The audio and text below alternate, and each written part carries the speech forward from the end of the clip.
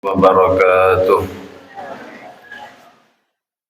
Al-Fatihah ila ruhi sina Rasulillah Muhammad sallallahu alaihi wasallam thumma ila arwah abaihi wa ikhwanihi minal anbiya mursalin wa syuhada wa salihin thumma ila arwah jamil ulama al-amilin wal fuqaha al-muhtadin wa jami' awliya ila masyariqil ardi ila magharibiha barriha wa bahriha aina ma kanu wa halat arwahum khususan ila ruh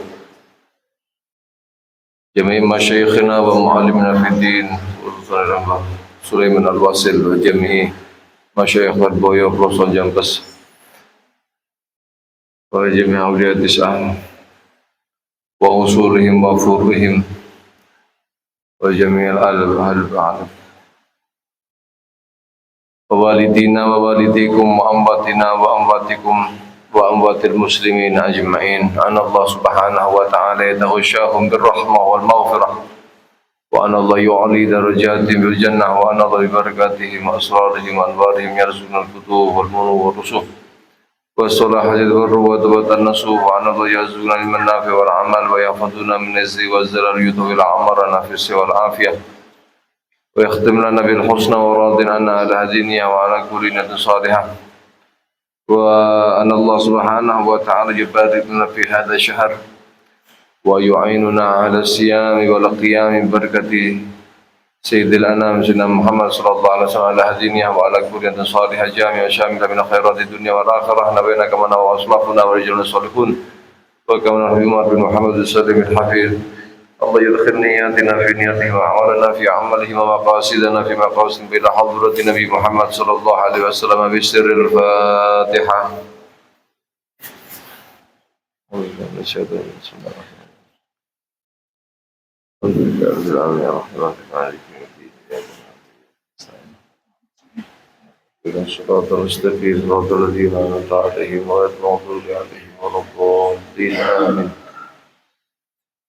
Bismillahirrahmanirrahim. Alhamdulillahi rabbil alamin wa bihi nasta'in ala umuri dunya waddin.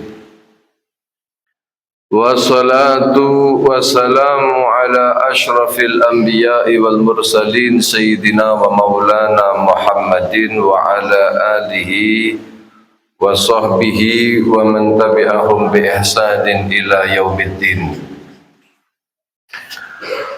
Para sepuh bini sepuh, para asatid, jajaran takmir masjid Aulia Astana Gedong, hingga kaula muliakan sedanten para hadirin dan juga hadirat, yang semoga mudah-mudahan pada sore hari ini kita dibersamai dengan rahmat Allah Subhanahu wa ta'ala, sehingga apa yang kita lakukan daripada ibadah ini diterima oleh Allah dan menjadikan sebab kita sekalian akan mendapatkan ridha dan dijadikan sebagai orang-orang yang muttaqin dengan puasa-puasa kita, diampuni segala dosa, diangkat daripada derajat-derajat kita di sisi Allah Subhanahu wa taala. Amin. Allahumma amin ya rabbal alamin. Kemarin di pertemuan minggu yang lalu kita sudah membahas tentang bagaimana kemuliaan bulan suci Ramadan, yang kemuliaan itu ketika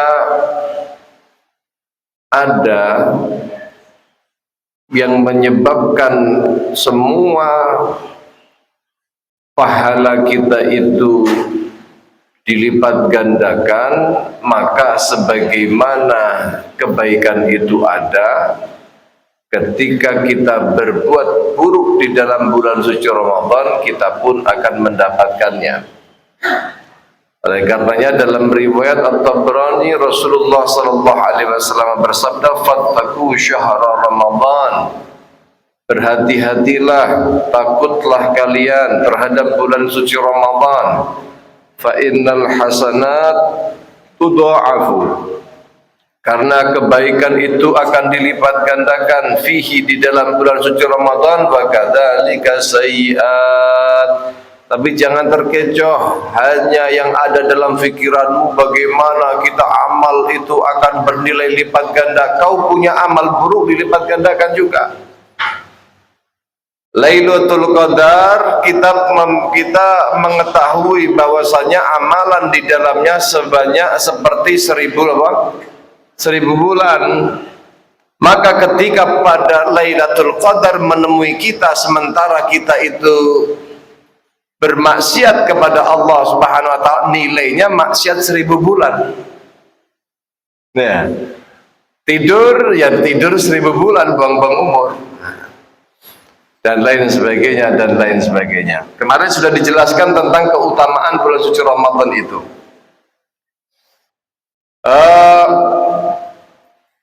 Sekarang masuk kepada pembahasan masalah puasa.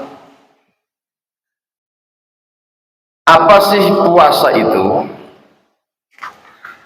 Puasa itu menurut bahasa adalah mutlakul imsak. Mutlak menahan itu puasa. Tidak harus menahan makan minum. Tidak harus seperti yang kita lakukan ini. Menahan bicara secara bahasa itu juga imsak. Juga puasa. Oleh karenanya dalam Al-Quran Allah Subhanahu wa taala berfirman, inni nadartu lirrahmani sauman falan ukallimal yawma insiya. Sayyidah Maryam yang diceritakan oleh Allah di dalam Al-Quran itu mengatakan, sesungguhnya aku bernazar kepada Allah Subhanahu wa taala yang Maha Pengasih untuk aku tidak berbicara hari ini kepada satu manusia pun. Nah, maka maksud daripada nazartu lirrahmani sauman di sini bukan puasa seperti yang kita lakukan, tapi menahan diri dari apa? Yang dimaksud di sini adalah tidak berbicara. Ini secara bahasa. Kalau kita membahas secara syariat, maka menurut syara atau istilah adalah al-imsaku an jami'il mufattirat min tulu'il fajri ila ghurubis syamsi biniyatin makhsusah ala wajhin makhsus. Itu namanya puasa. Menahan diri daripada segala sesuatu yang menyebabkan manusia, menyebabkan kita untuk menyebabkan kita batal puasanya. Nah, maka mencegah daripada sesuatu yang membatalkan puasa, baik itu makan, minum, memasukkan sesuatu ke dalam jauf, ke dalam rongga badan kita, atau berhubungan suami istri, atau sengaja memuntahkan, dan lain sebagainya dan lain sebagainya. Mulai kapan? Min tulu'il fajri, mulai fajar shadiq itu muncul sampai kepada tenggelamnya matahari masuk waktu maghrib, itu pun juga biniyatin makhsusah, dengan niat yang khusus, bukan hanya sekedar menahan makan minum dan dari perkara yang membatalkan puasa saja, tapi tanpa niat, tapi biniyatin makhsusah, dengan niat tertentu, yaitu niat Ramadan atau niat nazar atau niat puasa sunnah, ya, biniatin maksusah ala wajhin maksus, juga dengan cara yang khusus, yang artinya berbeda antara satu dengan yang lainnya. Mungkin kalau seandainya ada orang yang menahan dari makan dan minum, tapi ternyata orang ini melakukan sesuatu yang membatalkan, semisal, maka dengan bukan hanya menahan makan dan minum, ya, ala wajhin maksus, dengan cara yang khusus yang telah diajarkan oleh syariat. Dan niat itu sendiri dilakukan harus ada tabyitun niyah, niat orang yang berpuasa itu. Jadi nggak cukup kita itu kemudian niat hanya niat ketika di siang hari, nggak bisa. Jadi harus ada menginapkan niat. Makanya biasanya setelah puasa, setelah apa, taraweh, nanti kemudian ada yang membimbing dari imam untuk nawaitu shauma ghadin an ada fardhu syahr Ramadan hadis sanah lillahi ta'ala niku. Nah, kemarin sudah sedikit dibahas masalah itu ketika kita niat di awal pertama kali Ramadan, ya, dengan niat seluruh bulan suci Ramadan akan mendapatkan pahala, walaupun nanti kita seandainya tidak cukup umur untuk menghabiskan pada bulan suci Ramadan. Bulan suci Ramadan belum habis, kita baru berapa hari terus dipanggil oleh Allah Subhanahu wa taala, mudah-mudahan panjang umur semuanya, sehat afiat. Tapi kalau seandainya begitu tapi sudah niat di awal, dia sudah mendapatkan pahala niatnya, ya, nanti terjadi konsekuensi-konsekuensi. Karena kita itu mentaklid pada Imam Syafi'i, kalau ingin kualitas puasanya itu nanti benar-benar sah di mata pandangan madhab Syafi'i, maka juga nggak boleh talfik, mencampur adukan madhab, maka juga harus memperhatikan apa-apa yang membatalkan puasa menurut madhab Syafi'i. Contoh, madhab Syafi'i ini buatan madhab Maliki. Madhab Syafi'i sama Maliki ada beberapa perbedaan. Di antaranya, ketika kita keluar madhi, sumber madhi, madhi itu bukan mani, tapi madhi itu sesuatu yang cairan, yang lengket, yang bening, yang keluar dari kemaluan karena adanya syahwat. Itu membatalkan menurut siapa? Imam Malik, semisal ini. Atau semisal lagi yang membatalkan daripada puasa adalah masuknya sesuatu ke mata, semisal. Sesuatu ke mata. Kalau madhab Syafi'i batal nggak? Kan tidak. Sampai celaan, nanti kemudian dari bekas celak itu kan masuk ke rongga itu. Makanya kalau orang pakai celak itu biasanya kalau mengeluarkan dahak ada hitam-hitamnya, itu celak. Atau ketika wudhu kita biasa memakai ini, apa namanya, memasukkan ke muka kita, masuk ke mata, biasa. Atau kalau ketika seumpama sakit mata kasih instu atau kasih obat-obat mata tetes, menurut madhab Syafi'i gimana? Itu bukan termasuk rongga yang membatalkan puasa menurut Syafi'i, tapi menurut Maliki itu termasuk. Artinya apa? Ketika mentaklid kepada Imam Malik lalu kita lupa niat pada hari tersebut, ya kita jauhi apa-apa yang membuat puasa kita itu batal menurut madhab Malik. Paham ya? Nah, jadi ya harus tahu konsekuensinya, gitu aja. 6. Itu adalah puasa. Puasa menurut fikih semacam itu baik bahasa maupun syariat. Nah, puasa ini para jamaah yang dirahmati oleh Allah Subhanahu wa taala adalah satu ibadah yang disyariatkan oleh Allah Subhanahu wa taala pada tahun kedua Hijriah. Setelah hijrahnya Nabi Muhammad sallallahu alaihi wasallam, furida fis sanati tsaniyati minal hijrati fi syahri Sya'ban. Pada bulan Sya'ban turunlah perintah difardukan puasa bulan suci Ramadan.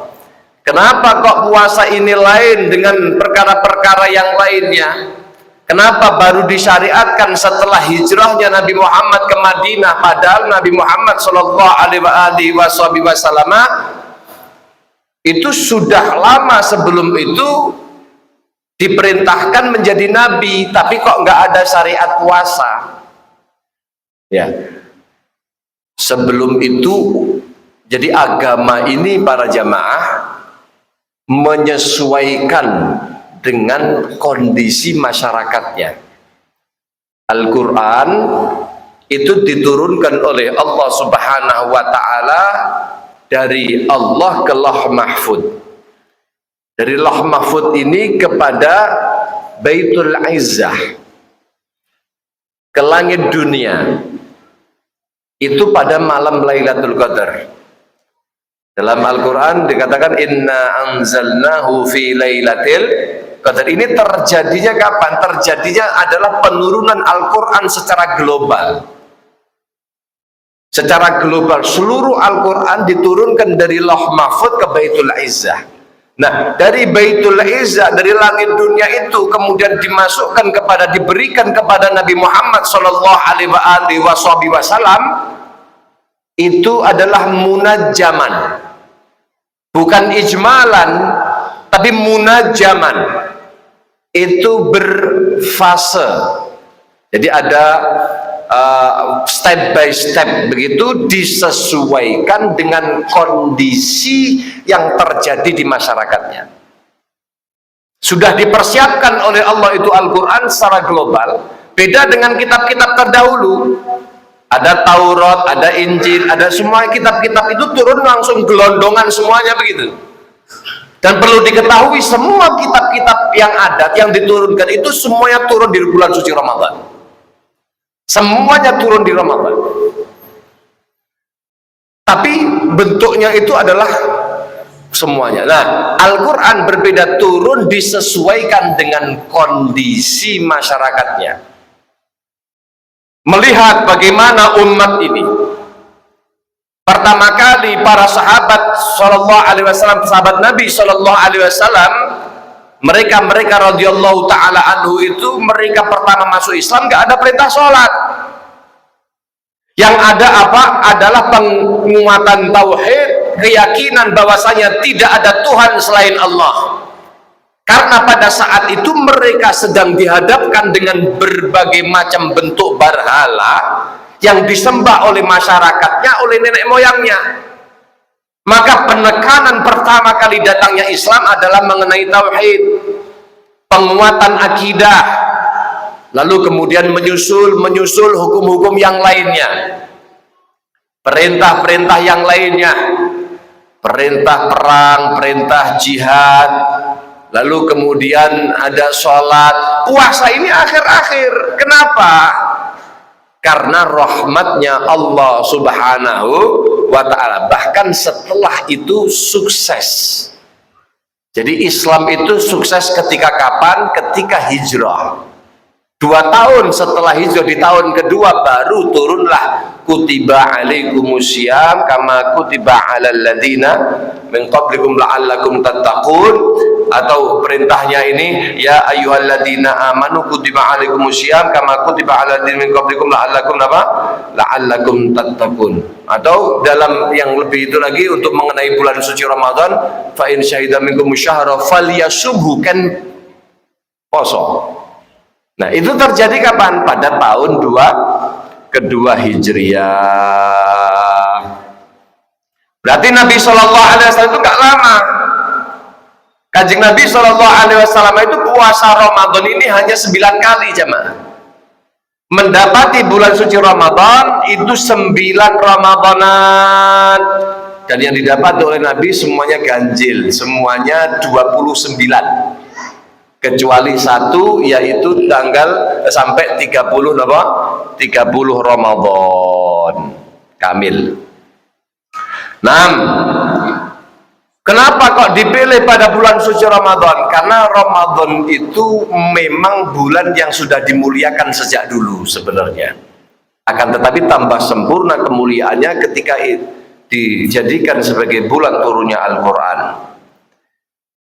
Penamaan bulan suci Ramadan ini, ketika menurut sebagian ulama, indama wadu'al arabu asma'a syuhur, ketika orang-orang Arab dulu, jadi nama Ramadan itu bukan Nabi yang menamakan, tapi sejak dulu. Nah, penamaan Ramadan itu dikatakan ketika orang Arab memberi nama bulan-bulan, wafaqa hadza syahru syiddatal har. Kebetulan pada saat itu Ramadan itu adalah satu bulan yang cuacanya begitu ekstrim panasnya, panas. Makanya dinamakan dengan Ramadan, diambil dari bahasa Arab ar-ramdha. Ramdha itu adalah panas, syiddatil har, panas yang sangat. Nah, wakila, tapi menurut pendapat yang lain, dan ini yang kita menaruh harapan di dalamnya, li'annahu yarmidul dzunub. Kenapa Ramadan disebut Ramadan? Karena yarmidul dzunub ay yahriquha. Dari namanya saja sudah menunjukkan bahwasannya bulan ini adalah sebagai sebab Allah menghapus atau Allah membakar daripada dosa-dosa hambanya. Allahumma amin ya rabbal alamin. Pun Ramadan dan puasa ini identik sekali. Bagi orang yang berpuasa Ramadan, ini dijanjikan dengan berbagai macam janji yang luar biasa. Allah Subhanahu wa ta'ala berfirman di dalam Al-Quran, was-saimina was-saimati wal-hafidhina furujahum wal-hafidhati wal-dhakirina Allah kathiran wal-dhakirati a'addallahu lahum maghfiratan wa ajran azima. Ini dijanjikan oleh Allah Subhanahu wa ta'ala bagi mereka-mereka yang berpuasa, maka dengan puasanya itu akan mendapatkan daripada apa? Ampunan dari Allah. A'addallahu lahum, Allah menyiapkan kepada mereka orang yang berpuasa di antaranya. Berpuasa, berzikir banyak dan menjaga kemaluan mereka, dipersiapkan dengan apa? Ampunan dari Allah Subhanahu wa ta'ala wa ajran azima, dan juga pahala yang besar. Jamaah yang dirahmati oleh Allah Subhanahu wa ta'ala, coba lihat, Allah Subhanahu wa ta'ala menyediakan satu pahala yang besar. Pertanyaannya, sebesar apa pahala bagi orang yang berpuasa? Nabi SAW dalam sebuah riwayat hadis mengatakan, kullu amal ibni adam lahu, setiap amalan anak Adam itu akan kembali bagi dirinya, illa saum, kecuali puasa, atau illa syiyam fa innahu li wa ana ajzi bihi, sesungguhnya puasa itu adalah untukku. Artinya yang setiap amalan manusia kembali perkara positifnya adalah kepada manusia itu sendiri, kecuali kalau puasa. Puasa itu untukku, kata Allah Subhanahu wa ta'ala. Seakan-akan kita ketika berpuasa itu bukan untuk diri kita, tapi untuk Allah. Wa ana adzibihi, dan aku yang akan membalasnya. Pertanyaannya begini, lah apakah kita amalan-amalan kita, sholat kita, sedekah kita bukan untuk Allah? Apakah kemudian semua daripada pahala amalan itu tidak Allah yang membalas kepada kita? Bukan begitu. Ulama mengatakan, qala ulama anna hadhil idhafah, kenapa di dalam perkataan Nabi Muhammad ini diidhafahkan penyandarannya ini kepada Allah, pengecualian dari Allah Subhanahu wa ta'ala yang demikian ini? Hadhil idhafah idhafatun tashrif, ini adalah penyandaran untuk memuliakan. Artinya apa? Allah lewat lisan Nabi Muhammad SAW ingin menunjukkan bahwa setiap amalan yang dilakukan oleh manusia semuanya baik, semuanya bernilai, semuanya mengandung ampunan, rahmat, dan pandangan daripada Allah. Tapi yang lebih spesial daripada itu semuanya adalah ketika manusia itu berpuasa. Kenapa? Wa illa fa inna kullal amal lillahi subhanahu wa ta'ala. Kenapa kok dikatakan oleh para ulama ini hanya untuk menunjukkan bahwasanya penyadaran, menunjukkan kemuliaan daripada bulan suci Ramadan, daripada ibadah puasa tadi. Kalau enggak dikatakan demikian, karena semua amalan itu pasti jatuhnya adalah untuk Allah subhanahu wa ta'ala. Semisal sebagai percontohan Pak, masjid itu disebut dengan apa? Halo Bu, masjid itu disebut dengan Baitullah. Pertanyaannya, apakah kemudian Allah itu bersinggah di sini? Allah bertempat tinggal di rumah ini? Allah subhanahu wa ta'ala butuh terhadap tempat ini? Halo? Kan tidak. Kalau sampai kita mengatakan Baitullah, masjid adalah Baitullah, berarti Allah berumah, Allah bertempat tinggal. Wah, hati-hati. Ada kerusakan dalam akidah kita, karena Allah subhanahu wa ta'ala itu tidak bertempat tinggal. Allah tidak butuh terhadap makhluknya. Ketika Nabi Muhammad sallallahu alaihi wasallam mengisra dan mi'rajkan kanjeng Nabi Muhammad, berjumpalah Nabi Muhammad kepada Allah subhanahu wa ta'ala di Sidratil Muntaha, di satu tempat yang belum pernah dijamah oleh makhluknya. Apakah kemudian Allah bertempat tinggal di sana sehingga Nabi Muhammad sowan ke Rasulullah, sowan ke Allah subhanahu wa ta'ala? Tidak. Pemahaman yang semacam itu adalah pemahaman yang gagal faham. Kenapa? Karena Allah tidak bertempat. Makanya keliru kalau sampai enek wong ngomong serahkan saja kepada yang di atas. Yang di atas itu siapa?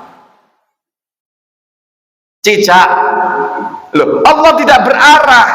Allah tidak bisa dikatakan di atas, di kanan, di kiri, karena semua ini suci ya, daripada disucikan daripada kebutuhan Allah subhanahu wa ta'ala kepada tempat, arah, dan lain sebagainya. Tapi ada alasannya kenapa Nabi di Isra dan Mi'rajkan sampai di sana, karena memang Allah subhanahu wa ta'ala melarang.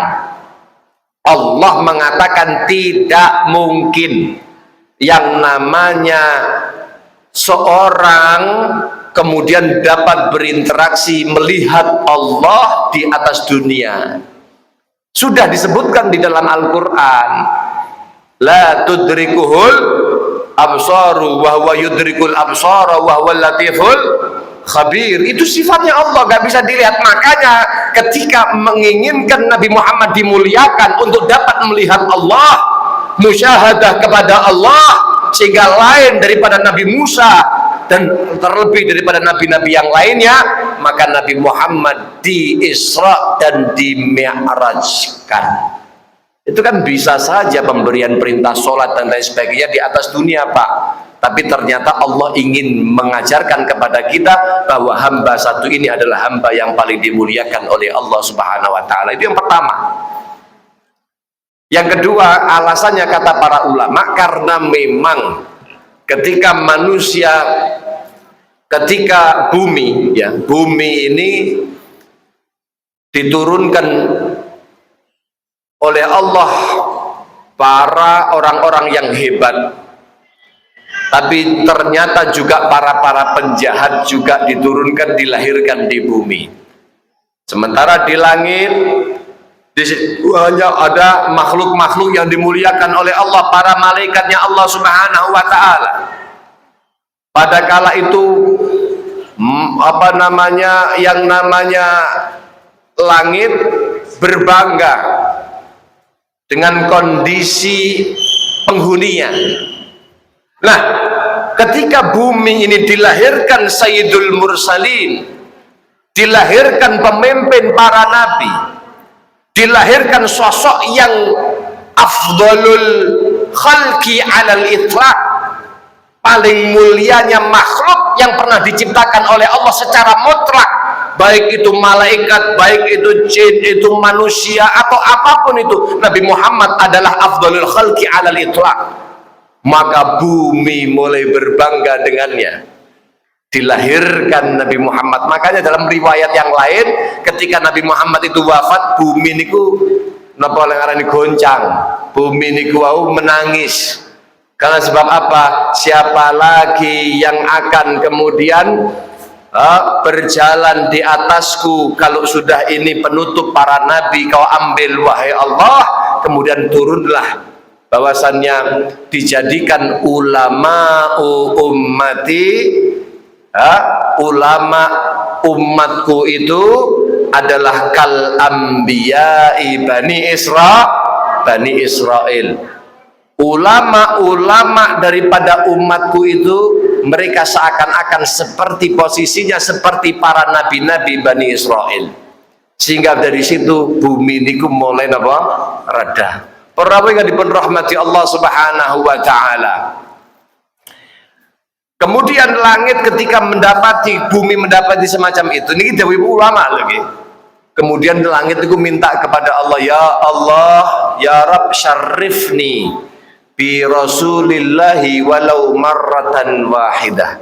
Muliakan kami dengan adanya Rasulullah walaupun sekali. Maka nih kemudian kanjeng Nabi Muhammad di-Isra dan Mi'rajkan sampai ke langit-langitnya Allah Subhanahu.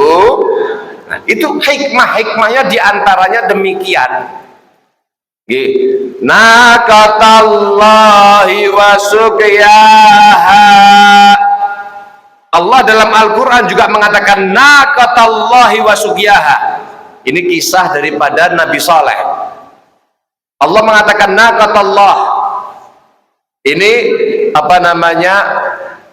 Ontanya Nabi Saleh ini adalah dikatakan naqatallah. Artinya apa? Jangan hati-hati, kau jangan nyakiti dia, karena itu adalah miliknya Allah. Nah, pertanyaannya gini, apakah kemudian semua onta-onta itu bukan Allah yang ciptakan, bukan milik Allah? Kan semua milik Allah. Kenapa dikatakan ada perkataan Allah yang demikian? Termasuk Baitullah, termasuk puasa li wa ana azibihi, itu adalah untuk menunjukkan kemuliaan itu sendiri, bukan makna syarat terperinci. Ya, sebagian ulama mentafsirkan bukan begitu. Li'annahu amalun sirriyun bainal abdi wa rabbihi. Kenapa kok puasa itu dikatakan li wa ana azibihi? Puasa adalah untukku dan aku yang akan membalasnya. Kenapa kok Allah mengatakan demikian dalam hadis qudsi? Dawuhipun karena puasa itu adalah amal sir antara Tuhan dan hambanya, hamba dan Tuhannya. Niki ngapunten yang hadir pada sore hari ini, mungkin ada yang nggak puasa, mungkin ada yang nggak puasa, barangkali ada yang nggak puasa. Tapi ketika hadir teng mriki, maka manusia akan menyangka, oh berarti awakmu poso nang kene arti golek ngaji, mari ngono takjil, terus kemudian apa? Buka puasa, kemudian apa? Sholat, kan begitu. Kalaupun ada yang nggak berpuasa, ya nggak tahu. Berbeda dengan masalah sholat, ngaji dan lain sebagainya. Kalau sholat pasti ada yang tahu. Gini badan, sampai sholat nang masjid mriki lah, kan ada orang tahu. Kalau sampai ngaji pasti ada orang yang tahu ketika di masjid ini. Ya kecuali sampai delik kan nang omahe. Tapi kalau puasa, meskipun sampai berada di tempat khalayak umum, orang nggak tahu, maka ada dikatakan adalah amalan sir, amalan-amalan yang penuh dengan kerahasiaan antara seorang hamba dengan Allah Subhanahu wa ta'ala. La yattali'u alaihi illa 'allamul ghuyub, illa 'allam al-ghuyub. Tidak akan dapat melihatnya kecuali adalah yang maha mengetahui sesuatu yang tidak diketahui, yaitu Allah Subhanahu wa ta'ala. Dan masih banyak lagi kenapa puasa itu disebutkan dengan yang demikian. Nah, sekarang kita bahas sedikit tentang hikmah puasa. Kenapa kita itu diperintahkan oleh Allah Subhanahu wa Ta'ala untuk berpuasa? Hikmahnya apa sih puasa itu? Allah tidak akan pernah memberikan sebuah perintah kecuali semua itu adalah untuk kebaikan daripada hambanya sendiri. Jadi bentuk Allah memfardukan kepada hamba adalah bentuk cinta Allah kepada hambanya, agar supaya hamba itu menjadi hamba yang tinggi derajatnya di sisi Allah, agar supaya dia diselamatkan daripada fitnah dunia, karena dijadikan dunia itu adalah sebagai darul ibtila, tempat di mana Allah menguji hamba-hambanya. Jadi antaranya apa? Di antaranya adalah puasa. Agar supaya apa puasa itu diperintahkan untuk kita? Yang pertama, fi shaumi, di dalam puasa itu adanya ta'allum muraqabatillahi ta'ala wal haya'i minhu. Kita belajar untuk lebih peka terhadap muraqabatullah, terhadap pandangan Allah, terhadap awasan Allah, dan agar supaya kita memiliki rasa malu. Niku faedah yang pertama. Kenapa? Setiap kali kita menginginkan sesuatu, sementara kita itu dalam kondisi berpuasa, taraktahu lillah, kau pasti akan meninggalkan, dan itu adalah karena Allah. Gini badan, kita pengen sarapan, pengen ngerokok, ini kan sing nyetet plek pos rokokan niku kan angel ninggalne rokok. Gini badan, wes gaten betah. Banyak orang yang betah tidak makan, tapi tidak betah untuk ngerokok, gitu betul. Sehingga ketika seorang itu menjadi pecandu rokok, tapi kemudian dia merasa diawasi oleh Allah, merasa kemudian orang itu walaupun tidak ada yang tahu, tapi Allah Maha tahu, dia meninggalkan karena Allah. Nah, berarti dalam puasa ini ada pembelajaran agar supaya orang itu merasa dilihat Allah Subhanahu. Fatatarabba fika, napa menika malkatul muraqabah lillah. Akhirnya awak dhewe niku